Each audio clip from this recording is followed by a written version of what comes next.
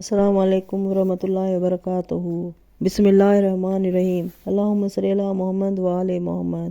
حضرت آدم و حوا کی آسمان سے روانگی اور زمین پر رسیدگی۔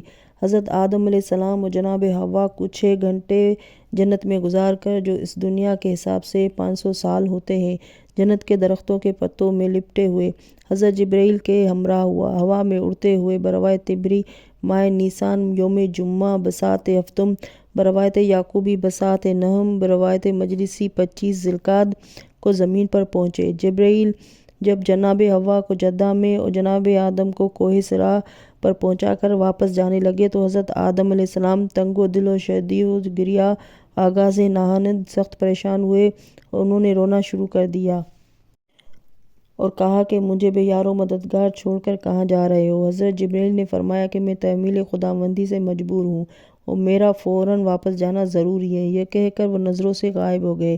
ان کے جاتے ہی حضرت آدم علیہ السلام نے سر پر خاک ڈالنا شروع کر دیا اور بے انتہا گریہ کرنے لگے۔ ان کے اس گریہ زاری کا سلسلہ 300 سال جاری رہا۔ ان کے رونے کا یہ عالم تھا کہ انہوں نے آنکھوں سے آنسو کے چشمے جاری کر دیے۔ پھر خدا نے ایک عرصے بعد طیر کو حکم دیا کہ آدم کی دل بستی کے لیے جائیں۔ وہ پہنچے مگر آدم نے زمین سے سر نہ اٹھایا۔ ان کا رونا خوف خدا، شوق جنت اور فراق ہوا کی وجہ سے تھا۔ حضرت آدم مو گریہ تھے ہی کہ رات آ گئی۔ چونکہ رات انہوں نے کبھی دیکھی نہ تھی، اس لیے سخت حیران و پریشان ہوئے اور ساری رات جاگتے رہے۔ علامہ عبدالواحد حنفی لکھتے ہیں کہ آدم علیہ السلام کی اس شب بیداری کی وجہ سے ان کی اولاد پر شب بیداری نوحہ گردن سنتی است۔ شب بیداری کرنا نوحہ زاری میں اپنے آپ کو پوری رات جاگنا سنت قرار دے دیا گیا۔ عجائب القصص میں علامہ مجلسی کہتے ہیں کہ آدم 3 شبانہ روز مسلسل شب بیداری کرتے رہے تھے۔ الغرض حضرت آدم علیہ السلام رات بھر روتے رہے، اشکوں سے منہ دھوتے رہے، یہاں تک کہ صبح ہو گئی۔ صبح ہونے کے ساتھ ہی جبرائیل کا نزول ہوا۔ انہوں نے حضرت آدم علیہ السلام سے فرمایا کہ 2 رکعت نماز ادا کرو، 1 رکعت رات کے گزر جانے کی خوشی میں، دوسری رکعت صبح آنے کے شکرانہ میں۔ چنانچہ آدم علیہ السلام نے 2 رکعت نماز ادا کی۔ یہی وجہ ہے کہ ان کی اولاد پر نماز صبح 2 رکعت واجب کی گئی ہے۔ حضرت آدم علیہ السلام کے دنیا ارضی میں آنے کے بعد یہاں کے آب و ہوا، فضا اور مادی تاثرات سے ان کو متاثر ہونا ابدی تھا۔ چنانچہ وہ بطور خود رونے میں مشغول و مصروف رہے اور 300 سال تک مسلسل روتے رہے، لیکن اسی کے دوران میں مادی تاثرات رونما ہو گئے۔ اب انہیں کھانا، کپڑا، دیگر اسباب معیشت کی احتیاج محسوس ہوئی۔ 40 شبانہ روز بھوکے رہے، پھر ان کے جسم میں کھجلی اور پیٹ میں بھوک محسوس ہوئی جسے وہ سمجھ نہ سکے یہ کیا کیا ہے۔ اتنے میں جبرائیل امین آ پہنچے۔ پوچھا کہو آدم کیسی گزری؟ کہا جیسی گزری وہ تو گزری، اب یہ بتاؤ کہ جسم کے ظاہر و باطن میں یہ جو ایک بے چینی پائی جاتی ہے، ایسا معلوم ہوتا ہے کہ جسم کے اندر اور باہر ذرات دوڑ رہے ہیں، یہ کیا ہے؟ حضرت جبرائیل نے فرمایا کہ جسم کے اندر کی جو کیفیت محسوس ہو رہی ہے وہ بھوک ہے، اور جسم کے باہر جو کچھ معلوم ہو رہا ہے اسے کھجلی کہتے ہیں۔ پوچھا پھر اس کا علاج کیا ہے؟ جبرائیل نے کہا کہ میں واپس جاتا ہوں اور ابھی لوٹ کر بتاتا ہوں۔ جبرائیل امین واپس آئے۔ بروایت امام سلبی دبیل لوہا، کچھ آلات و آگ آدم کے حوالے کیے۔ آگ جب آدم کے ہاتھ پر رکھی گئی تو اس نے ہاتھ کو اذیت دی۔ آدم علیہ السلام نے جبرائیل سے شکایت کی۔ جبرائیل نے آگ کو ہدایت کی اور اطاعت کے لیے کہا۔ اس نے کہا کہ میں ان کی اطاعت نہ کروں گی، اور چونکہ جہنم سے لائی گئی ہوں اور جہنم ان کی اولاد کے گناہ گاروں کے لیے بنایا گیا ہے، اسی لیے مجھے جو چھوئے گا میں جلا دوں گی۔ جناب جبرائیل نے اسے لوہے اور پتھر میں سمو کر قید کر دیا۔ یہی وجہ ہے کہ جب پتھر سے پتھر ٹکراتا ہے اور لوہے سے لوہا رگڑا کھاتا ہے تو آگ نکلتی ہے۔ پھر گندم کے 3 دانے لائے اور 2 آدم کے لیے، 1 حوا کے واسطے۔ یہی وجہ ہے کہ میراث میں مرد کا دوہرا اور عورت کا ایک حصہ ہے۔ اس کے بعد آدم علیہ السلام کے ہاتھوں میں ہل تیار کرایا۔ آدم نے پوچھا کہ یہ سب کیا ہے اور ہمارے کس کام آئے گا؟ جبرائیل نے کہا کہ اسی سے تمہاری بھوک کا علاج ہوگا۔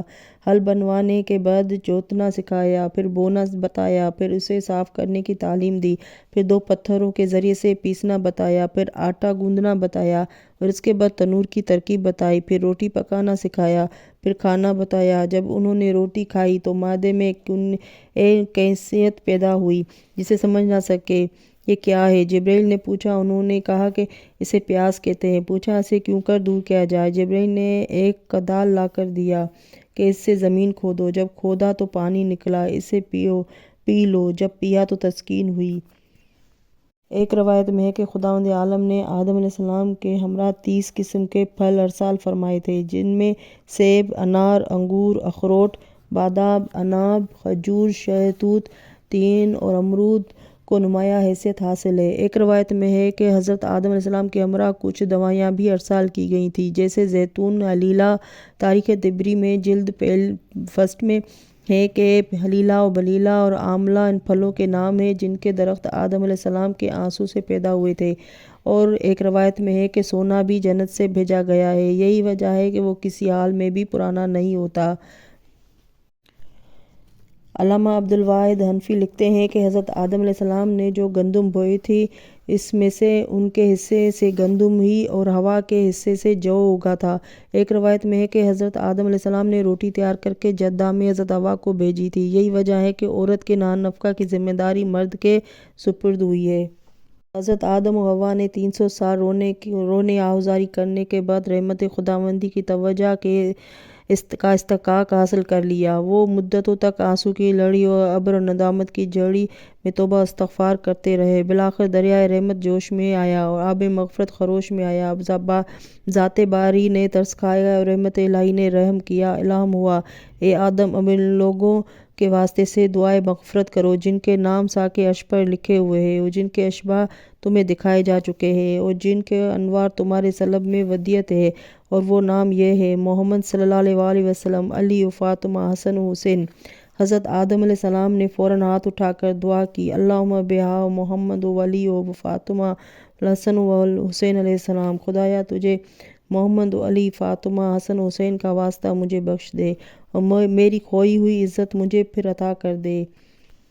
فقال اللہ عز و جل، قبل ارشاد خداوندی ہوا: اے آدم، میں نے تمہیں بخش دیا، تمہاری توبہ قبول کر لی اور تم کو پھر تمام کرامتوں سے بہرہ کر دیا۔ ایک روایت میں ہے کہ آدم علیہ السلام نے بحق محمد و آل محمد کہا تھا۔ حیات القلوب جلد 1 صفحہ 41 میں ہے۔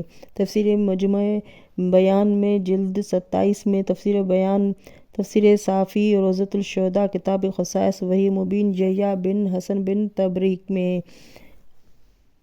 اور علامہ سیوطی اس کی تفصیل یوں بیان کرتے ہیں کہ وہ کلمات جو خدا نے آدم علیہ السلام کو تعلیم دیے تھے، وہ جن کی برکت سے آدم کی توبہ قبول ہوئی تھی، وہ یہ تھے: اللہم اسألک بحق محمد و آل محمد، سبحانک لا الہ الا انت، عملت سوء ظلمت نفسی فاغفر لی، انا انت الغفور الرحیم۔ اللہم انی اسألک بحق محمد و آل محمد، سبحانک لا الہ الا انت، عملت سوء ظلمت نفسی، تب الی انک انت التواب الرحیم۔ ترجمہ: خدایا، میں محمد و آل محمد کے واسطے سے سوال کرتا ہوں، میرے پالنے والے تیرے سوا کوئی معبود نہیں۔ خدایا، مجھ سے غلطی ہو گئی ہے اور میں نے اپنے نفس پر ظلم کیا۔ خدایا مجھے بخش دے، اور تو بہترین بخشنے والا اور رحم کرنے والا ہے۔ خدایا، میں محمد و آل محمد کے واسطے سے سوال کرتا ہوں، بے شک تو پاک و پاکیزہ ہے، تیرے سوا کوئی معبود نہیں۔ خدایا، مجھ سے غلطی ہو گئی ہے اور میں نے اپنے نفس پر ظلم کر لیا۔ خدایا، میری توبہ قبول کر لے، اور تو بہترین توبہ قبول کرنے والا اور رحم کرنے والا ہے۔ اللہم صلی علی محمد و آل محمد۔ اگر میری ویڈیو اچھی لگے تو سبسکرائب کر لے اور میرے چینل کو لائک کر دے۔ اگلی ویڈیو کے لیے اللہ حافظ۔